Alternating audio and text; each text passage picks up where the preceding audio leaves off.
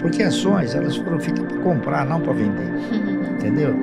A maioria, a primeira pergunta que o cidadão faz quando ele quer entrar no mercado, ele fala, e a hora de vender? Ele fala, mas não é, a ação não é para vender, é para comprar. Né? Hoje você convive com o número que o governo dá para você, 12%, é isso. Mas a inflação é 40%. Então, se você acreditar no governo, você faz que nem o caranguejo, você vai para trás. Tá entendendo? Você empresta o dinheiro para ele. Ele quer que você acredite que é 12, porque ele precisa do teu dinheiro para se financiar. Ele pega pagando a juros baixos, parte dos títulos, por exemplo, são corrigidas por IPCA, mais uma taxa, quanto mais baixo o IPCA, menos ele paga. Aí IPCA, IPCB, IPCC, tudo que você imaginar de IP, é tudo conversa para boi dormir, tá entendendo? Isso é a enganometria que conduz a você a sensação de que você está, através de um índice, você está sendo remunerado, quando na verdade você não está nem corrigindo o seu dinheiro.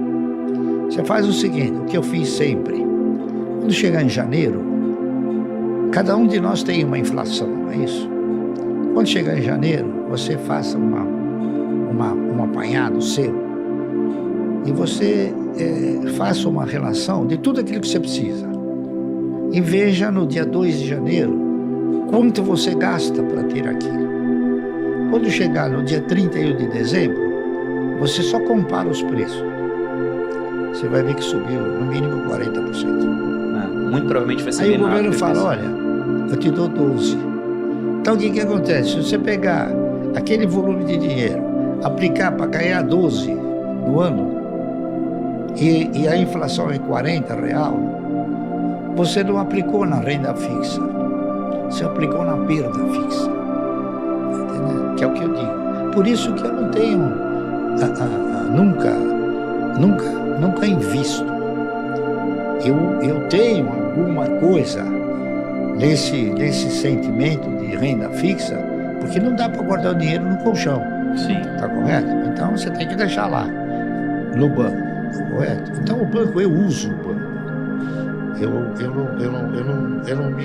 não me valho do banco para nada. Eu uso o banco para guardar meu dinheiro. Para não deixar embaixo do colchão. Não, com certeza. Mas sobre isso do IPCA, ótimo que você falou, porque de fato se você pega e mede a sua própria inflação, muito provavelmente ela vai dar muito mais alta do que o índice do governo, Sim. porque na própria metodologia do IPCA eles colocam lá, que é uma cesta de consumo para famílias que ganham entre 1 e 40 salários mínimos. E a cesta de consumo de uma família que ganha um salário mínimo, uma família que ganha 40, é totalmente diferente. Totalmente diferente. Eu gosto de dar um exemplo, tudo no mercado subiu 20%, isso afeta a família que ganha um salário. E aí, por algum motivo, pandemia, por exemplo, passagem aérea caiu muito.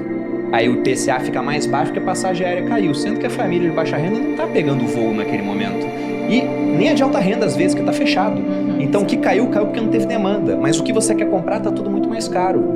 Então, muito provavelmente, se você fizer a sua conta de inflação em casa, de fato, a tua inflação particular vai ser muito mais alta do que a inflação que nós vemos medida por um índice, que é a do IBGE, o IPCA, e o IBGE também é um órgão do governo. Então, pode ser que eles queiram até, não estou falando que isso acontece hoje, mas o governo fala, olha, a carne subiu muito. O brasileiro nem gosta tanto de carne assim, não. Agora o brasileiro é vegano. Tira a carne aí e bota uma outra coisa para corrigir isso. Deixa só o feijão, bota o por exemplo. Pirulito, né? Eles botam o que não subiu, É pô. o pirulito não aumenta. Mas aí, já falando um pouco agora sobre futuro. Porque você falou, poxa, o passado, né? Minha história tá no livro, tudo.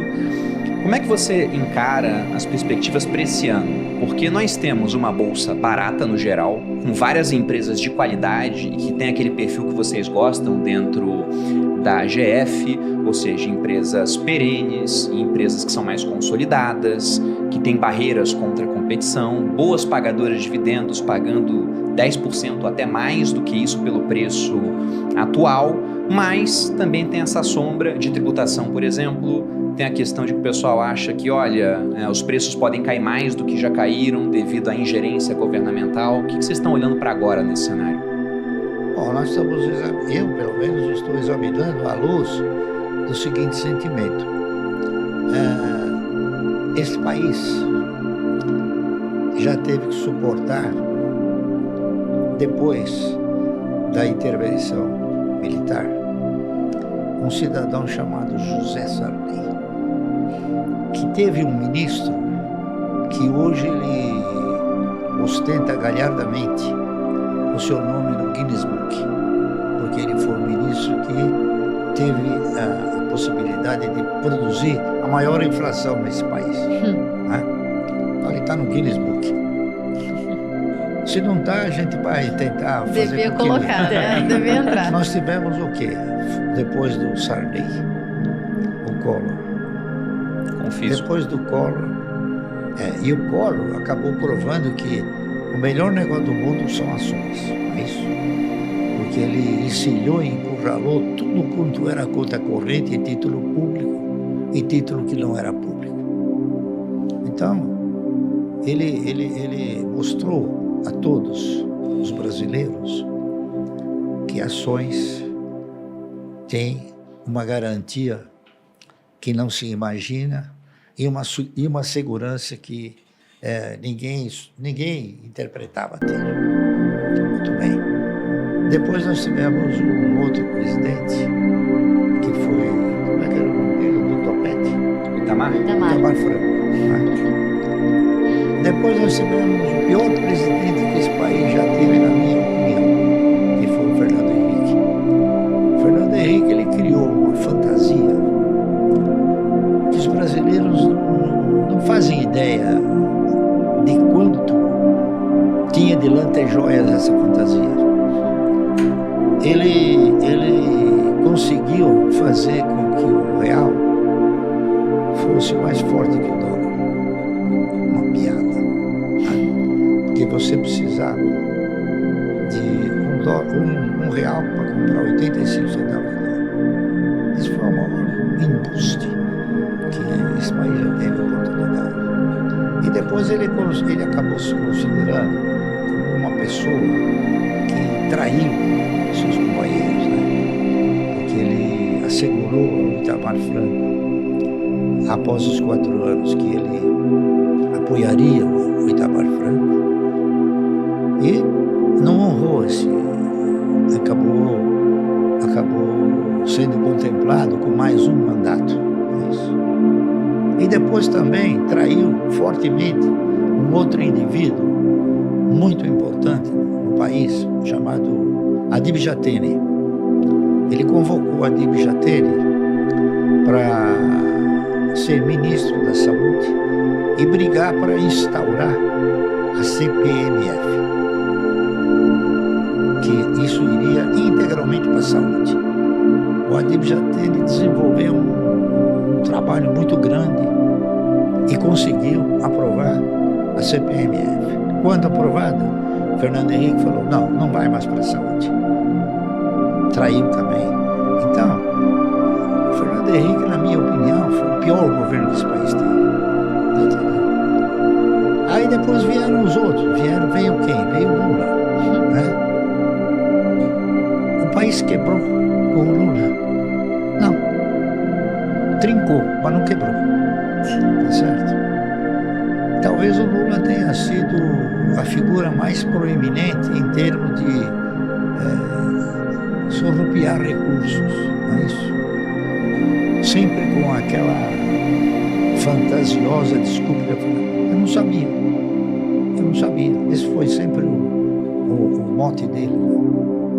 Aí veio a Dilma, mais 6 anos. O país suportou isso. Então você veja uma coisa interessante. Aí veio o Bolsonaro, não é isso? O Bolsonaro tentou mudar um pouco as feições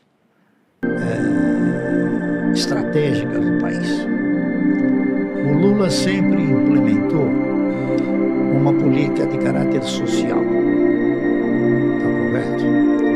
Essa política de caráter social sempre teve o condão de tirar recursos e oferecer àqueles que não sabiam pescar o peixe. Então, uma política estratégica de cunho social, não de cunho econômico. bem, o Bolsonaro tentou alterar essa estratégia para o cunho econômico. Só que, num determinado momento, ele chegou na conclusão que ele somente conseguiria se reeleger se ele optasse também pelo populismo. E ele optou aí pelo populismo, abandonou a estratégia de implementar uma configuração econômica no país.